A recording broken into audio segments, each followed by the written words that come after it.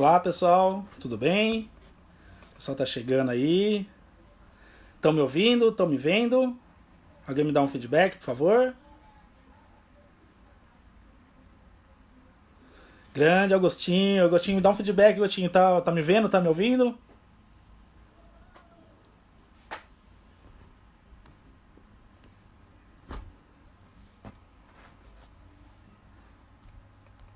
Obrigado, Leandra.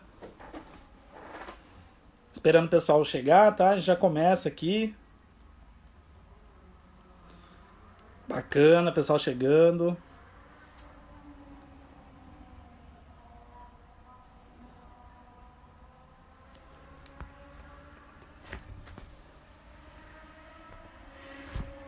Não. Fixar.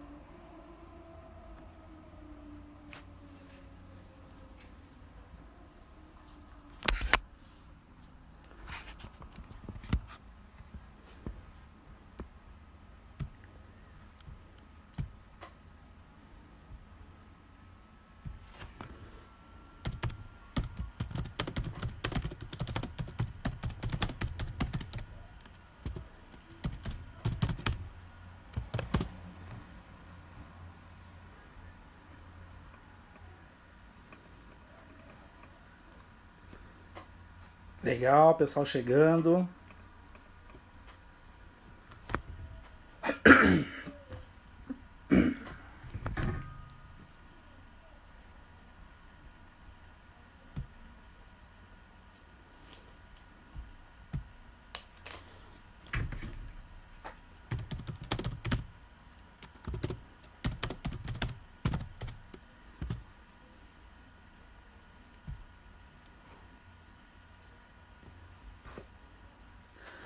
Bom, vamos lá, gente. Vamos começando aqui, né?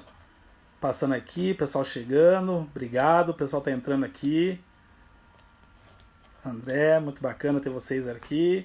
Alguns colegas, professores, né, amigos, tá? Sejam todos bem-vindos. Vamos conversar um pouquinho aqui sobre violência doméstica, ok?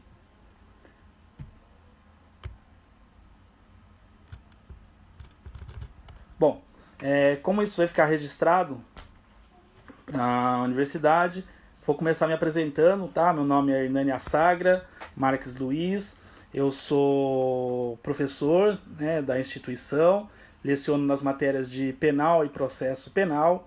Eu sou, além de professor, sou advogado, criminalista, tenho formação em direito, né, por questões óbvias, tenho especialização em ciências criminais e mestrado em adolescentes em conflito com a lei, ato infracional, processo penal voltado a crianças e adolescentes, tá?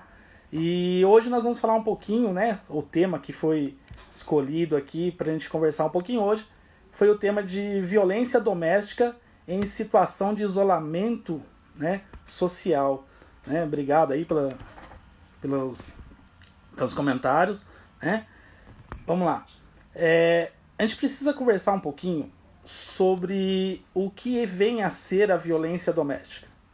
Porque muito se veicula na mídia, muito se conversa, se fala, e a causa, né, acaba gerando um senso comum equivocado sobre o que vem a ser violência doméstica.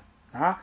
É muito comum quando se faz menção de violência doméstica, que se fale de Lei Maria da Penha. Não que não tenha vínculo, tem sim, mas não é exclusividade. Violência doméstica não é sinônimo de Lei Maria da Penha. Nós temos que fazer uma grande diferenciação aqui entre uma coisa e outra. Então, o que vem a ser violência doméstica? Violência doméstica é toda aquela violência que é cometida dentro de um espaço comum de convivência. Ou seja, né, até com uma certa redundância, de uma violência praticada dentro do ambiente doméstico. Tá? Então nós temos essa situação em que a violência ela é praticada dentro do ambiente doméstico. Se ela é praticada dentro do espaço de convivência, nós catalogamos essa violência como violência doméstica. Tá? Então nós não estamos falando ainda de Lei Maria da Penha. Violência doméstica, ok? Essa violência doméstica, ela busca proteger a integridade física e mental das pessoas. Então, quando nós falamos em violência doméstica, nós buscamos o que é violência doméstica no Código Penal, né? Só para efeito de gancho nesse momento, violência doméstica, né? Para quem faz o link com a Lei Maria da Penha, se a gente pegar a Lei Maria da Penha, só existe um crime previsto na Lei Maria da Penha. Todos os crimes que possivelmente possam acontecer com violência contra a mulher, eles são praticados, são crimes previstos fora da Lei Maria da Penha. São crimes previstos no Código Penal, numa legislação especial, tá? Então, se a gente pegar a Lei Maria da Penha e parar para verificar o que tem lá de crime, nós temos um crime na Lei Maria da Penha. E esse crime, né, ele é cometido aí contra o Poder Judiciário. O artigo 24A, ele diz que comete crime na Lei Maria da Penha quem não respeita a medida protetiva imposta. Então veja, é um crime de desobediência a uma decisão judicial. E nada tem a ver com o que nós estamos acostumados a ver. Então, quando nós falamos em violência doméstica, nós vamos buscar o conceito de violência, o que é violência, lá no Código Penal. Tá? Então nós vamos buscar aqui, a título de exemplo, o artigo 129 do Código Penal, que é o crime que fala de lesão corporal. O que é o crime de lesão corporal? Tá? Aí a gente precisa desmistificar também. Muito se entende, né? Muito o senso comum entende que lesão corporal é aquele crime que se pratica contra o corpo da pessoa, contra a lesão no corpo. E não. A lesão corporal, gente, ela também é praticada contra o corpo da pessoa, mas a lesão corporal, ela também pode ser praticada contra a psique, contra o estado emocional da pessoa. Então nós temos aqui uma diferença bem grande da violência praticada contra o corpo. Essa é a comum, essa é a que todos, né, entendem por lesão corporal, mas a lesão corporal, a violência, né, ela também pode ser praticada sem que atinja o corpo da pessoa e que se atinja aí o intelecto da pessoa. Então a lesão corporal, ela pode ser uma agressão ao corpo da pessoa e ela também pode ser uma agressão contra o estado psicológico da pessoa. Então aqui nós temos duas formas já, inicialmente, né, dois grandes grupos de violência. A violência física, que nós vamos chamar de vis corporalis, tá? E a violência mental, que é a vis compulsiva, que daqui a pouco a gente vai falar mais sobre isso, tá? E olha que interessante. Por que a gente desvincula a violência doméstica da Lei Maria da Penha? Porque se a gente buscar nesse mesmo artigo 129 do Código Penal, que elencou lá, né, acrescentou em 2004 o parágrafo 9º do artigo 129, que ele foi, né, intitulado de violência doméstica, ele diz assim pra gente, vou tomar a liberdade aqui e vou ler para vocês. O parágrafo 9º do artigo 129, ele fala o seguinte: se a lesão, estamos falando de lesão corporal, tá? Se a lesão for praticada contra ascendente, descendente, irmão, cônjuge, companheiro, veja, estamos falando aqui de irmão, de companheiro. O código não falou em irmã, não falou em companheira. Então, a proteção que o código traz em relação à violência doméstica, ela é uma proteção dada tanto para a mulher quanto para o homem. Então, nós temos aqui o seguinte: a violência contra um homem e a violência contra uma mulher. Ela vai ser intitulada como violência doméstica se essa violência ocorrer dentro do ambiente de convivência. Então, vamos desmistificar que violência doméstica é uma violência contra a mulher. Não é isso. Jamais o código quis proteger somente a mulher. Seria até um pouco ilógico falar que foi criado um crime que só protege uma categoria de pessoas. Existem, mas não é o caso em questão. O crime protege a todos. Quando o artigo 129 fala em violência doméstica, ele diz, olha, é mais grave essa violência por conta do ambiente que foi praticado. Tá? Então é uma qualificadora do crime do artigo 129 que essa violência ocorra dentro do ambiente doméstico. Ok? Vamos lá. Feitas essas considerações, então a gente precisa diferenciar o que é uma violência doméstica do que é uma violência no âmbito familiar. São coisas totalmente diferentes. Tá? A violência doméstica, essa que nós estamos falando aqui, né, para vocês, a violência doméstica é aquela que ocorre dentro do ambiente de convívio familiar. Tira o familiar. Dentro do ambiente de convivência.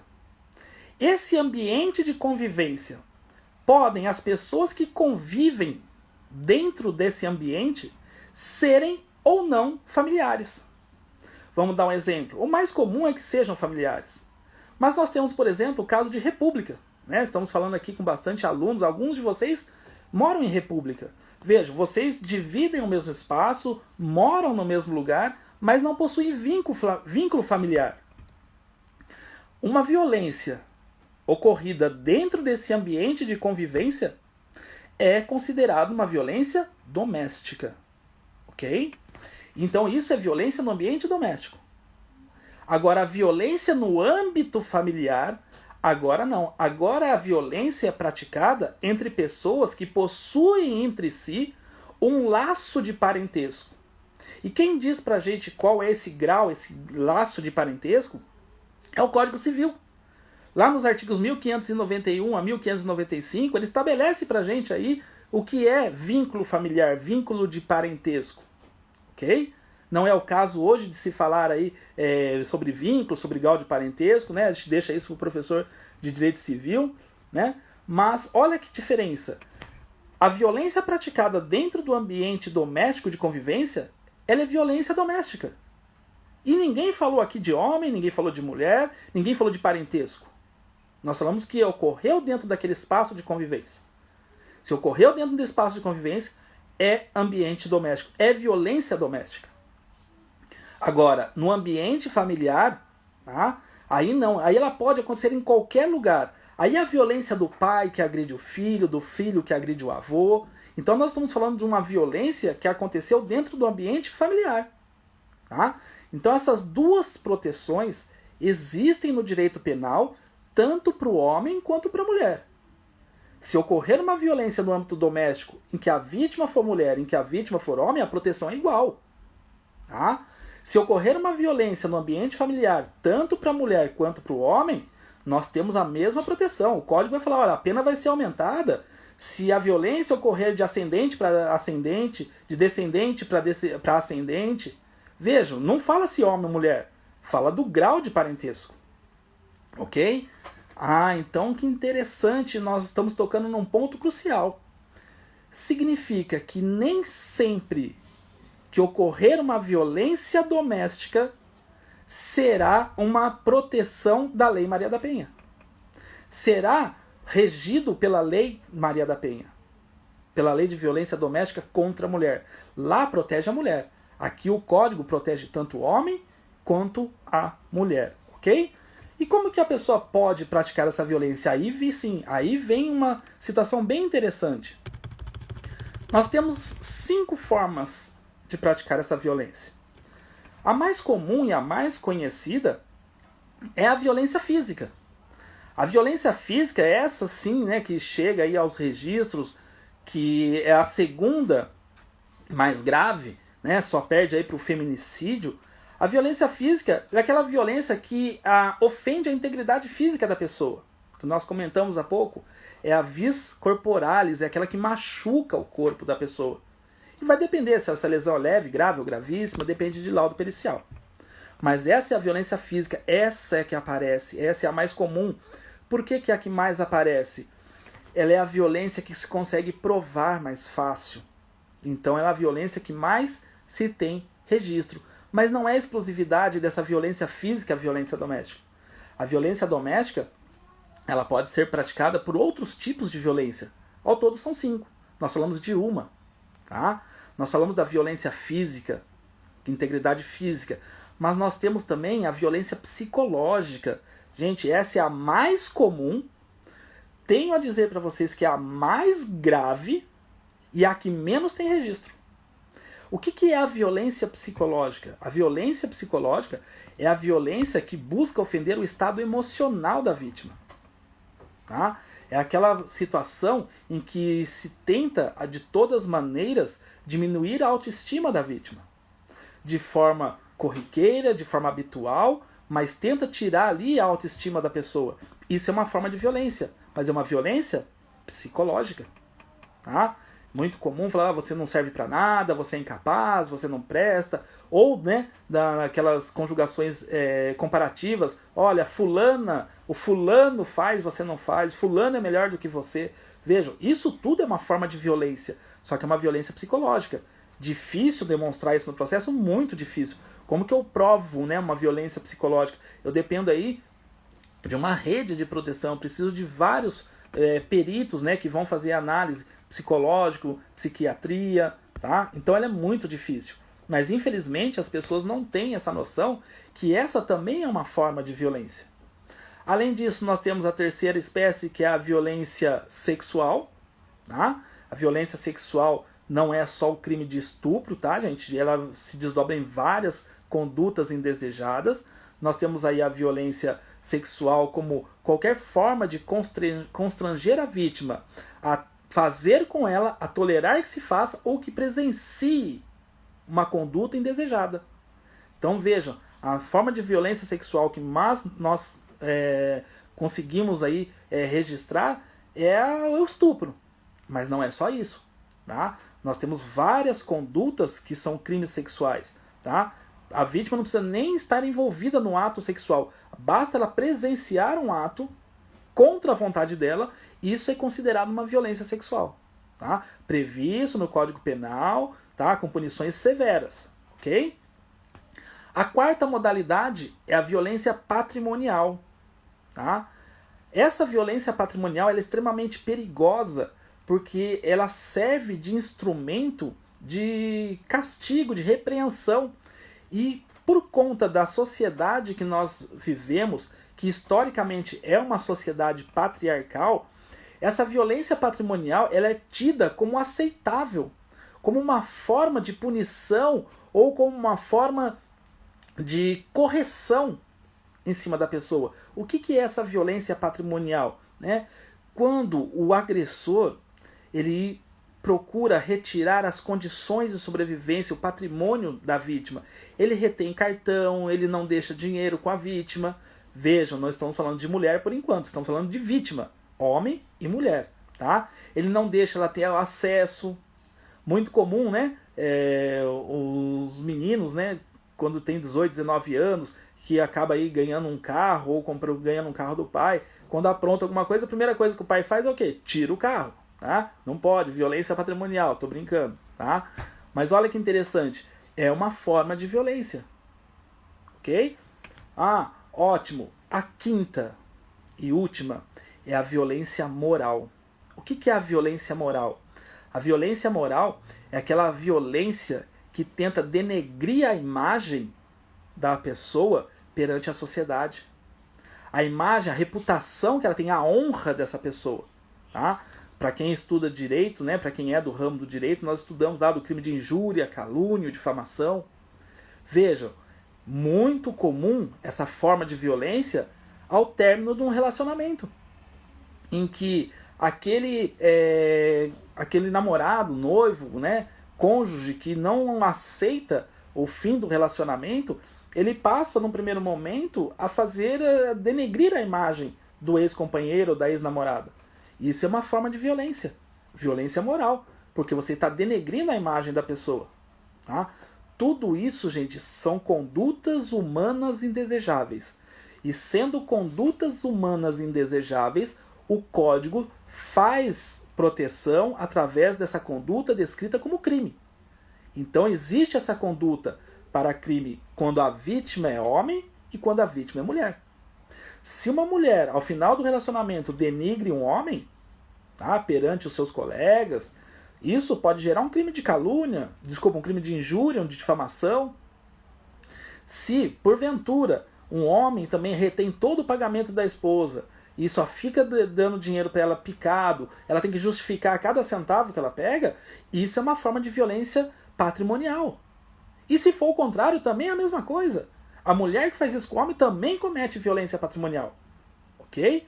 Agora, cada uma dessas violências, no Código Penal, vem estipulado num artigo diferente. A violência física e a psicológica, nós temos lá no artigo 129, né? A violência moral está lá no 138, 139, 140, a sexual está no 200. Então, nós vamos ver que essas violências são proteções dadas a todos, ok?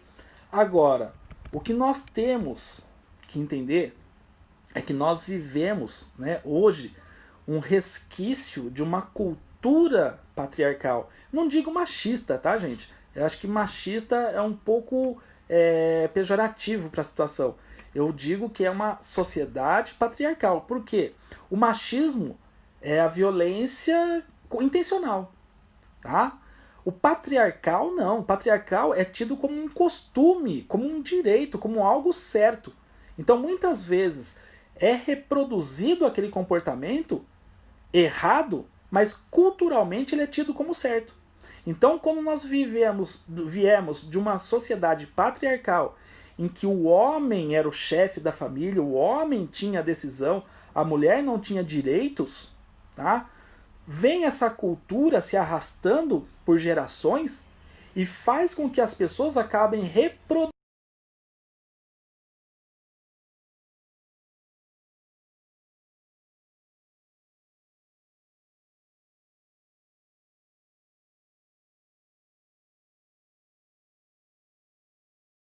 Ela já traz pra gente o fim disso. Ela traz que homens e mulheres são iguais perante a lei. Não existe mais essa cultura, esse sistema patriarcal. Ótimo, até aqui tudo bem. Isso é o mundo do dever ser. Mas nós sabemos que isso não acontece. Então gerou o quê? Nós temos a igualdade entre homem e mulher na Constituição, mas essa igualdade não atingiu a sociedade. Ela não surtiu o efeito que ela precisava. Nós falamos que nós temos um direito no papel e não temos um direito na prática. Então olha o que acontece. Quando nós temos o direito concedido, mas esse direito não é executado, significa que tem uma coisa que a balança não está igual. Está pendendo para um dos lados. Isso significa que precisamos tomar alguma medida para igualar na prática esses direitos. Então surgem as ações afirmativas. E o que são ações afirmativas? Ações afirmativas são medidas legais que buscam reverter historicamente uma situação de desigualdade. Então toda vez que vocês ouvirem falar em ações afirmativas, são medidas, tá, legais ou administrativas que buscam, né, reverter uma situação de desigualdade que vem historicamente sendo protelada. Ok? Com isso, tá, a Lei Maria da Penha ela veio com esse viés. A Constituição igualou homens e mulheres. Porém, na prática, nós percebemos que essa igualdade não estava no bom tom, não estava no mesmo pé de igualdade. Era um direito dado, mas um direito não exercido. Então surgiu o quê? A ideia de se fixar uma ação afirmativa no nosso país. Porque nosso país vinha sim de uma cultura patriarcal. Precisávamos igualar na prática os direitos de homens e mulheres. Então surgiu então a Lei Maria da Penha.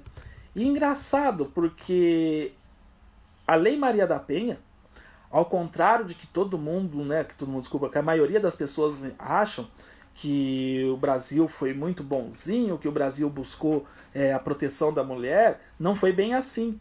Historicamente, a Lei Maria da Penha, ela foi produzida, vamos colocar assim o termo, de forma a toque de caixa. Porque o Brasil já havia sido punido, né, por não ter nenhuma conduta. O Brasil era signatário de uma convenção, né, de erradicação de qualquer forma de violência contra a mulher. E aí surgiu o caso, né, da Maria da Penha, que deu o nome aí, né, popular à lei, que o agressor demorou anos para ser preso. E quando foi preso, ficou preso por 3 anos. Tá? Ele tentou matar a Maria da Penha por 2 vezes. Tá? Então isso chegou né, as convenções, chegou até as cortes internacionais e o Brasil foi punido. E se o Brasil não tomasse nenhuma medida mais severa para inibir esse tipo de patriarcal, esse estilo patriarcal, e que fizesse com que as mulheres de fato tivessem os mesmos direitos que os homens, ele iria ser punido novamente, com punições mais severas. Então surgiu aí a Lei Maria da Penha em 2006. Tá? Em 2006 foi editada a Lei Maria da Penha, foi promulgada a Lei Maria da Penha, tá? E uma lei muito boa, né? Diga-se de passagem que a Lei Maria da Penha ela é considerada a terceira melhor lei, né, de proteção à mulher do mundo. Só perde para a Espanha e para o Chile, né? Ah, então quer dizer que na Espanha tem uma lei melhor e no Chile tem uma lei melhor do que a nossa? Talvez não seja esse o viés. Talvez lá a lei seja mais protetiva, porque lá talvez tenha mais violência, mais formas de violência contra a mulher. Então precisa de uma lei mais específica. Então esse ranking não é um ranking muito bom, né? Ok? Então vamos lá. O que vai diferenciar se eu vou intitular essa violência doméstica como uma violência doméstica comum, ou se essa violência doméstica vai ser uma violência doméstica prevista pela Lei Maria da Penha, com toda a sua proteção da Lei Maria da Penha? Vai depender da motivação da violência. A motivação da violência é que vai nos dizer se essa violência é uma violência comum, uma agressão comum prevista no Código Penal, ou é uma violência que precisa de uma proteção especial da Lei Maria da Penha, da Lei 11.340 de 2006. Por quê? Para ser uma violência com proteção especial, ela tem que ser motivada pela violência de gênero. Aqui que está o divisor de águas da violência doméstica comum para a violência doméstica da Lei Maria da Penha. Violência de gênero significa que a violência foi motivada por questão de submissão da mulher perante o homem. Tá? Submissão da mulher numa situação fática. Vejam, vamos colocar isso, né, a título de exemplo para a gente conseguir aí fixar isso na cabeça. Nem sempre que uma violência ocorrer, tendo como vítima a mulher, ela vai ser uma violência com proteção da Lei Maria da Penha. Por quê? Vamos imaginar o seguinte: se um irmão chega em casa e a irmã pegou o carro dele escondido, tá, e bateu o carro. Ele ficou nervoso, foi lá e deu um tapa no rosto da irmã. Veja, qual foi o motivo da agressão? Ela ter pego o carro escondido e ter batido o carro sem autorização dele. Nós não estamos falando de violência com proteção da Lei Maria da Penha. Por que que não? Porque qual foi o motivo da agressão? O desentendimento com relação ao carro. Agora, olha a diferença. O irmão chega em casa e a camisa dele não está passada, sendo que na casa dele ele tem a mãe e tem a irmã. Ele agride a irmã e fala: por que você não passou minha camisa? É sua obrigação, você é a mulher da casa. Opa! Qual foi o motivo da agressão? Ah, ela, por ser mulher, ela tem a obrigação de deixar a roupa dele em dia. O motivo agora foi violência de gênero. Quem faz isso é mulher. Se quem faz isso é mulher, é sua obrigação. Opa, agora nós temos a violência de gênero. Por quê? A violência foi motivada pela submissão, pelo critério, né? Pelo critério de escolha. Tá?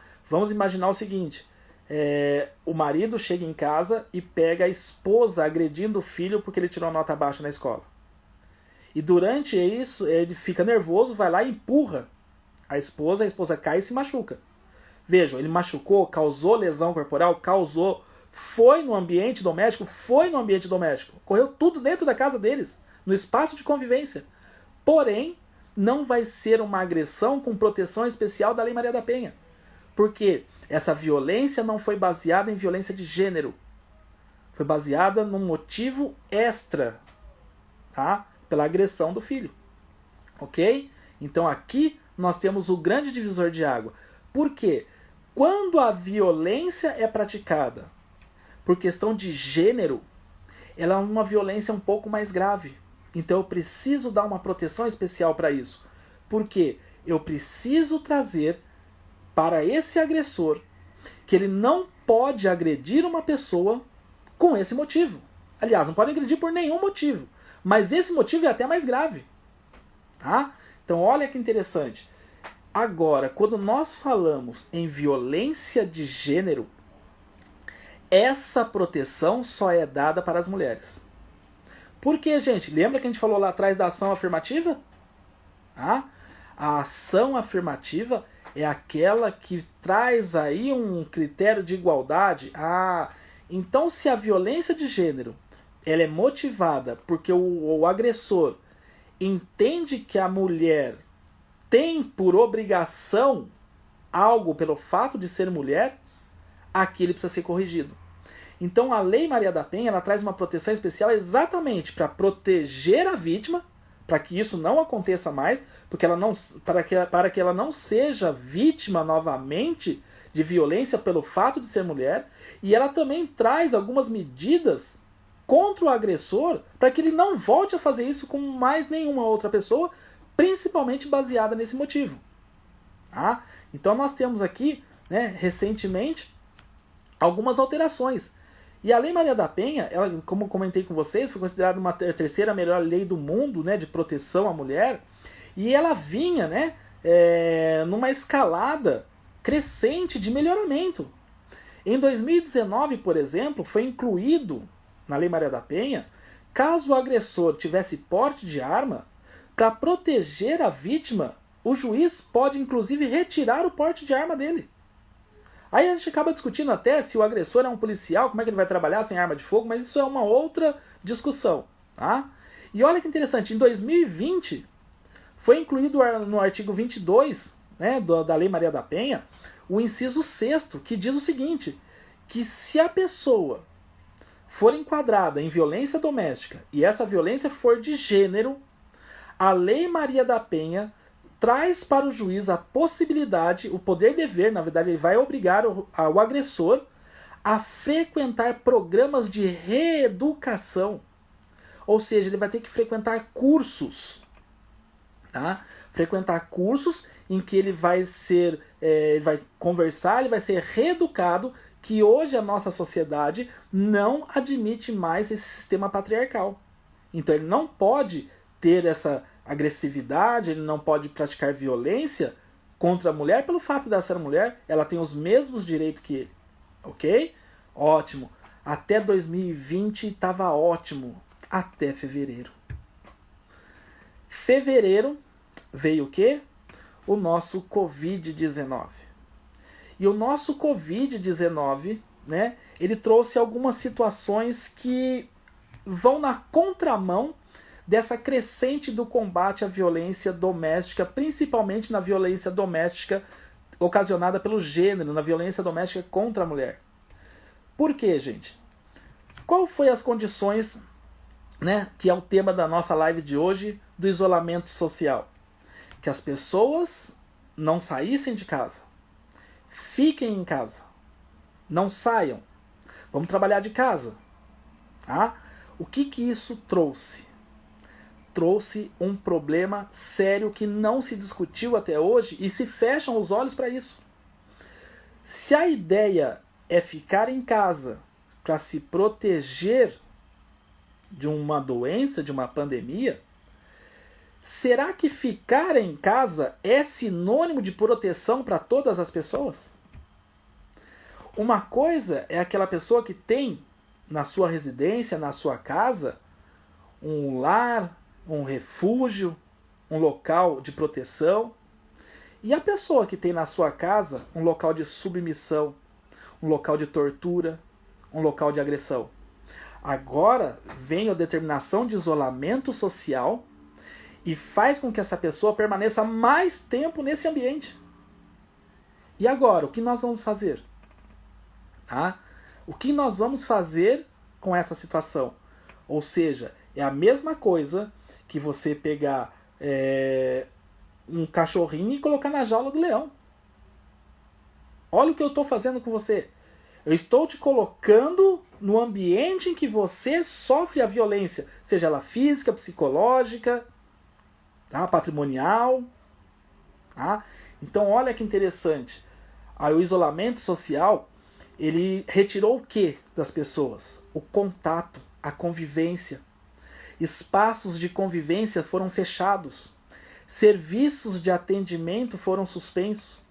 O distanciamento social foi determinado. O que isso traz pra gente? Tá? Aquela pessoa que vivia nessa situação de violência não tem mais o contato, por exemplo, com a família. Por exemplo, olha, fui agredida, tô sendo humilhada. Tá? Tô dando exemplo de homem e mulher para ficar mais fácil, tá? Porque exatamente é isso o nosso foco principal aqui. Veja, ela não tem mais o contato com a família, ela não pode mais sair de casa. Os espaços de convivência foram fechados. Então, se ela conversava com uma amiga, se ela conversava com alguém no trabalho, ela não está mais trabalhando. Ah, mas e os serviços? Tá, os serviços agora eles estão voltando, mas os serviços de atendimento foram suspensos. Então, como é que ela vai procurar um auxílio, né? Muitos discutiram no começo da pandemia sobre as delegacias de defesa da mulher ficarem abertas 24 horas. Porque até então não ficavam. Tá? Ok? Ótimo. Então nós temos que ver esse isolamento social um agravamento da vulnerabilidade. Ou seja, aquela pessoa que já era vulnerável, já era uma vítima em potencial da violência doméstica, tá? Ela vai se tornar mais vulnerável ainda. Né? Tô vendo o comentário da Dani aqui, parabéns, Dani, é isso mesmo, já vamos tocar nesse assunto já, tá? Olha que interessante. Então nós temos aqui que olhar esse isolamento social por dois viés. Ah, fiz um, mas são dois, tá? Dois viés. Por que o isolamento social ele é bom para evitar a contaminação, mas ele é péssimo para a violência doméstica? Por quê? Vamos focar com relação ao agressor. Tá? O agressor ele não saiu mais para trabalhar, ficou em casa. Muitos deles perderam o emprego. Ou aqueles que trabalhavam, né, sem registro, trabalhavam no dia a dia, eles perderam a condição de sustento familiar. Isso altera o estado psicológico da pessoa, ou seja, ela não consegue mais suprir financeiramente o seu lar, sua família, e isso causa na pessoa um grau de irritabilidade e intolerância. Faz com que a pessoa tolere menos coisa do que antes. Faz com que qualquer coisa que antes seria tolerável se torne intolerável. Ok? Além disso, a pessoa em isolamento social fica restrita no seu ambiente doméstico. Com isso, ele passa a ter um comportamento mais controlador sobre a vítima. Ou seja, controlando acesso a celular, controlando as conversas, comunicação, ligação, cartas. Ok? Então olha que interessante, o agressor ficou mais próximo da vítima, ficou mais tempo com a vítima. Isso, né, agregado ao fato da irritabilidade, torna a probabilidade de uma violência doméstica maior.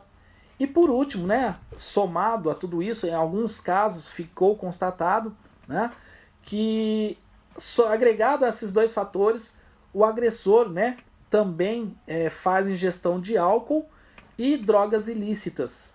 Por que isso é extremamente preocupante? Porque o uso de álcool ou drogas ilícitas faz com que o agente perca o freio inibitório e pratique condutas que talvez sóbrio não praticasse. Então, para o agressor, essas três circunstâncias pioraram a situação para ele e faz com que ele se torne mais agressor ainda, mais agressivo. Tá? Só uma observação, tá? Eu estou falando em agressor, tá, gente, mas pode ser agressora. Tá? Recentemente, numa outra live, né, do professor Rogério Sanches, da promotora aqui da violência doméstica de São Paulo, a Silvia Chaquian, ela fez menção de que existia uma sogra que estava agredindo e humilhando a nora porque ela não estava passando a roupa direito do filho dela.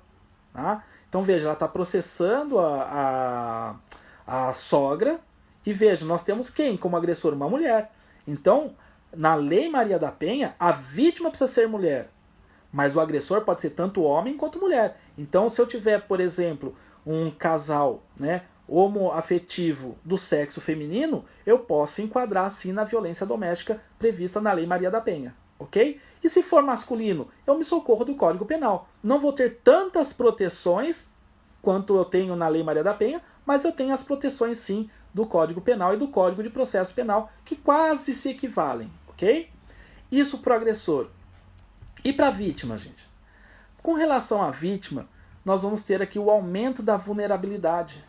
O que é o aumento da vulnerabilidade? Ela perde com o isolamento social, ela perde o contato com os amigos, com os colegas de trabalho, com os familiares. Tá? Então nós temos esse problema, né, bem sério, que ela não tem esse canal de comunicação. Além disso, tá, há interrupções dos setores públicos onde ela tinha a possibilidade desse atendimento. Tá? A possibilidade desse atendimento, por exemplo, psicológico, assistente social, tudo isso foi interrompido. Agora estão voltando. A própria Delegacia de Defesa da Mulher, no começo, ela não tinha essa vigência, desculpa, ela não ficava aberta 24 horas por dia. Agora não, agora já tem as centrais, né, de proteção, tudo isso. Mas vejam, ela perdeu isso. Veja, gente, se a gente olhar o agressor e a vítima somado ao isolamento social, é uma receita certa para o aumento da violência doméstica. Tá? É uma violência, é um aumento, é uma receita infalível. Vai ter aumento de violência. Aí que está o problema da nossa live de hoje. Se isso é uma receita, tá? É uma mistura explosiva, tá? Como que nós vamos rebater os argumentos do governo, vamos falar aqui do estado de São Paulo, que estatisticamente alegam que durante a pandemia diminuiu o número de violência doméstica, principalmente com relação à mulher. Tá? Eu coloquei aqui alguns dados, ou vou copiar porque eu não lembro muito de cabeça, tá? Olha que interessante. Ocorrências de lesão corporal registradas, né, em São Paulo, violência doméstica, lesão corporal dolosa, registradas em março de 2020, ou seja, o primeiro mês após o isolamento social, foram registradas 4.329 ocorrências de violência doméstica de lesão corporal dolosa. Só esse crime. Em abril, foram registradas 3.244. Quase 1.000 ocorrências a menos. Aí a discussão é a seguinte. Com base nessa estatística, o isolamento social diminuiu a violência doméstica? Será que a gente pode confiar nisso?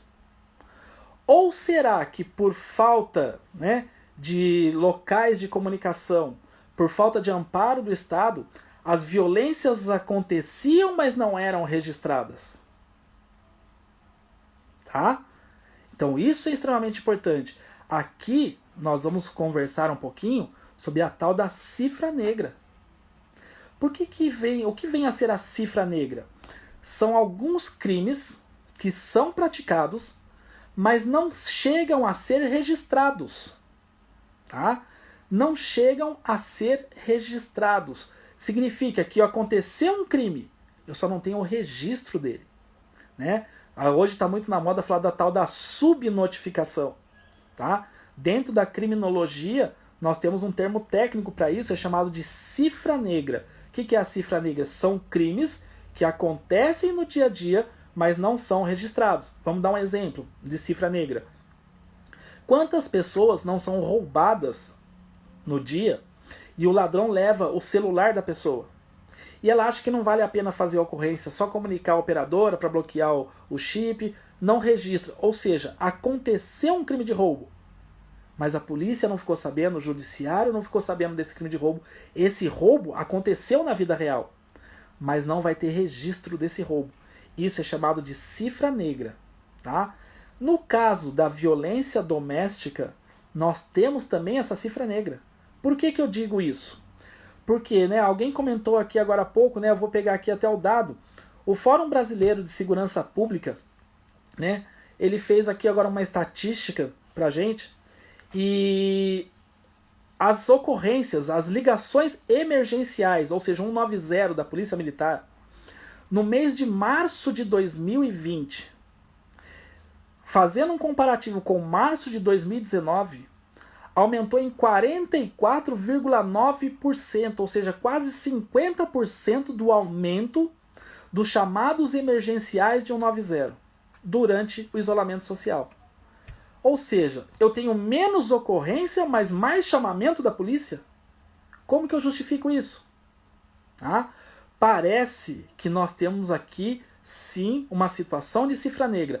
Os crimes de violência doméstica, né, e familiar contra a mulher estão acontecendo, mas não estão sendo registrados. Ah, mas aí, né, teve uma invenção aqui, né, até eu compartilhei até isso, é interessante, é um caminho. Ah, agora eu posso fazer o registro pela internet, eu não preciso sair de casa. Sim, mas se o agressor está junto com você em casa, como que você vai entrar no site da polícia, fazer um boletim de ocorrência com ele lá fiscalizando? Lembra que a gente falou? Que ele em casa, a vulnerabilidade fica maior, o agressor passa a controlar mais a conduta da vítima? Como é que eu vou? O que você está fazendo aí? Ah, eu estou entrando na delegacia aqui fazer um registro de ocorrência contra você. Que horas que eu vou fazer isso? Tá? Então, a gente precisa tomar cuidado que nós vivemos muito desse mundo do faz de conta. Ah, não, o índice diminuiu. Né? Existe menos registro. Existe menos registro não significa que houve menos crimes. Tá? Porque se houve menos crimes, por que eu tenho mais chamamento da polícia? Ok? Ah, então olha que interessante. E só uma observação, tá, gente? Essa não notificação da violência doméstica, ela é cifra negra. Tá? A violência contra a mulher não comunicada, ela é cifra negra. Porque dentro da criminologia, começaram a dar várias cores, né, para essas não notificações de crime. E dentre elas, né, inventaram agora a mais recente, que é a cifra rosa. A cifra rosa, gente, não se enquadra a violência doméstica contra a mulher em cifra rosa. Por quê? A cifra rosa é a violência praticada contra a homossexual. Tá? É a violência praticada contra a homossexual. É por homofobia. Então, o homossexual que é violentado, que é agredido, que é vítima do crime e não notifica, nós temos uma cifra rosa. Tá? Então, a proteção da cifra rosa é para o homossexual. Tá? Aqui no caso de violência contra a mulher, nós temos de fato uma cifra negra. Então, cuidado se vocês ouvirem aí falando, ah, isso é cifra rosa. Não é cifra rosa. Tá? Tomem cuidado, é cifra negra. Por quê? Cifra negra porque é uma violência de gênero, e essa violência de gênero é causada pelo fato da mulher ser mulher. Agora, se a violência foi motivada pela não aceitação do homossexualismo, aí eu tenho uma cifra rosa quando a vítima não registra isso. Ok? Tudo bem? Tranquilinhos? Deixa eu ver uma coisinha aqui. Tá. Gente, estamos caminhando para o final, tá? Então, só para finalizar aqui e trazer para vocês o seguinte, tá? Eu vou ler agora, daqui a pouco, as perguntas de vocês, tá? Segura a pergunta aí, pessoal, tá? Senão vai subir, eu não vou conseguir ler de novo. Vamos lá. O isolamento social, ele prejudicou a violência doméstica? Sim, prejudicou, tá? Houve um aumento, esse aumento a gente tem que tomar cuidado, porque infelizmente nós estamos diante de cifra negra, nós não podemos aquilatar esse aumento de violência, porque de fato não existe registro. Tá? Mas nós sabemos que pelos fatos, pelos registros das ocorrências emergenciais, tá? Existe sim um aumento do chamamento para essa situação. Não são registrados, então não são computados. Então, a violência doméstica em situação de isolamento social, ela foi aumentada. O isolamento social, ele é prejudicial, sim, à violência doméstica, principalmente a violência doméstica contra as mulheres, ok? Que tendem a ser aí o lado mais vulnerável da situação, ok? Tudo bem? Tranquilos? Vamos ler aqui algumas perguntas que o pessoal tá mandando. Gente, como sobe, eu não consigo puxar de volta, tá? Então, se alguém tiver pergunta, pode mandar aqui que a gente vai tentar responder. Teve uma situação aqui, alguém perguntou sobre a abrangência do homossexual, né, do transexual. Bom, vamos lá, isso aí é um ponto que precisa tomar muito cuidado, porque não é pacificado ainda. A doutrina ela diverge muito sobre isso, mas nós temos uma diferença muito grande com relação ao travesti e ao transexual. O travesti é o homem que se faz passar por mulher, ele sabe, ele aceita ser homem. O travesti não, existe uma dicotomia. Ele se acha psicologicamente que ele é uma mulher num corpo errado, tá? Vamos lá, eu particularmente entendo que deve abranger assim o transexual, tá? Mas existe uma divergência. Temos duas decisões, uma do STJ, uma do STF, dizendo que deve abranger. Mas a maioria da doutrina esmagadora diz que a Lei Maria da Penha protege mulher. Então tem que ser mulher, biologicamente mulher, tá? Ok? Vamos lá. Sinal do vermelho.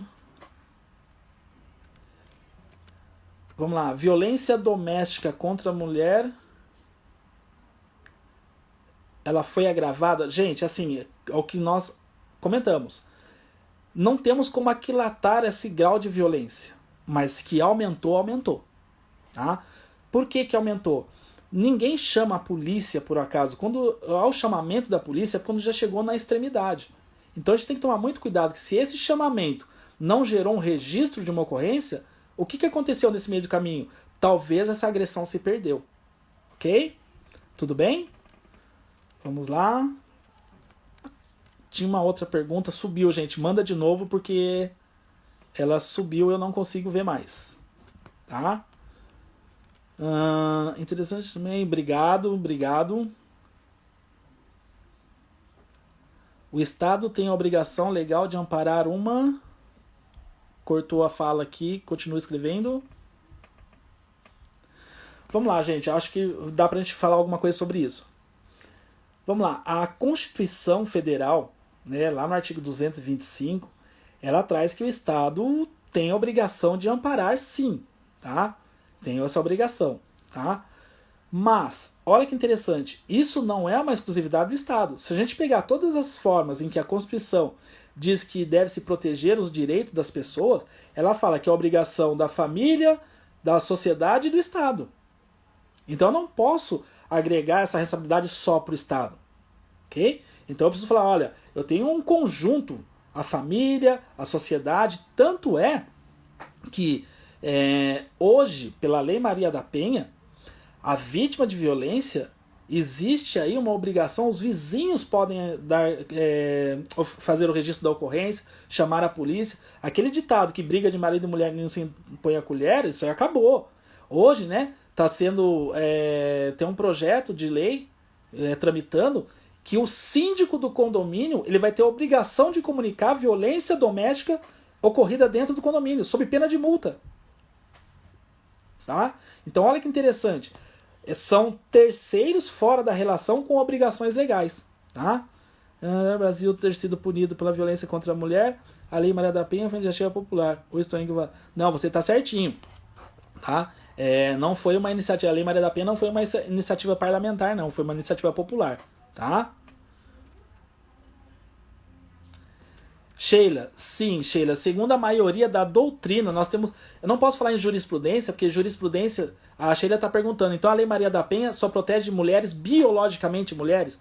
Vejam, nós temos duas decisões que determinaram a proteção, né, ao transexual, ao travesti não, tá? Mas nós não podemos falar em jurisprudência, porque jurisprudência são decisões reiteradas sobre o mesmo assunto. E nós não temos decisões reiteradas sobre o mesmo assunto.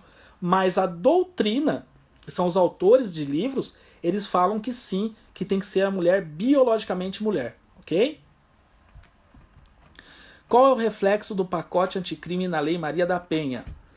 Bom, ele não vai atingir muito a Lei Maria da Penha, porque o pacote anticrime, na parte processual penal, ele fala o seguinte, que ele não vai ser processado se ele preencher alguns requisitos. Um dos requisitos é que ele não pratique crime com violência ou grave ameaça à pessoa.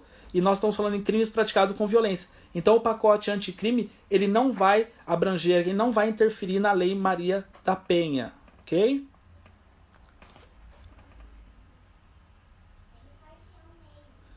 Gravemente...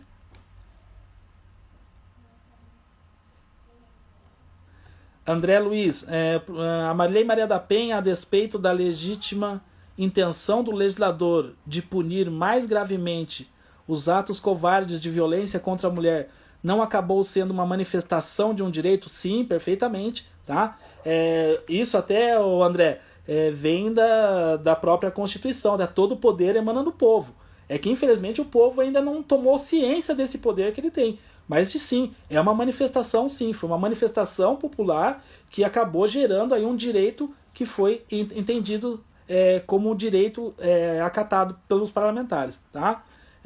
Direito penal simbólico, sim. Tá? Que acontece? É o que a gente falou aí de ações afirmativas, né? Eu não posso ter um direito simbólico, né? Até é triste para nós, operadores do direito, falar de um direito penal, civil simbólico, né? No Brasil é um lugar que eles falam, essa lei não pegou. Mas lei não é para pegar, a lei é para ser obedecida, né? Então eu tenho uma lei, eu tenho a proteção, mas eu não tenho a eficácia dela, tá? Então, assim, infelizmente, às vezes você precisa combinar que é simbólico, sim. Mas essas ações afirmativas, elas nascem para fazer com que esse direito seja exercido. Ok? Tranquilos? Vamos lá. Obrigado, o pessoal tá colocando elogio. Eu não vou ficar lendo elogio aqui que eu vou ficar sem graça, tá, gente? Mas obrigado pelos elogios, tá? Adoro vocês também. Estou com saudades da sala de aula presencial, mas a gente vai se encontrar aqui por alguns dias, ok? Tranquilos? Perguntas? Gente, esse é o nosso bate-papo de hoje. Espero que tenham gostado da live, do tema. Nos próximos 15 dias aí eu tô bolando uma próxima com um novo tema, tá? Já adianto para vocês, voltado ao Tribunal do Júri, tá? E a gente vai voltar a se falar aí na próxima, ok? Obrigado vocês pela presença. Tô com muita saudade de vocês. Vocês são maravilhosos também, tá?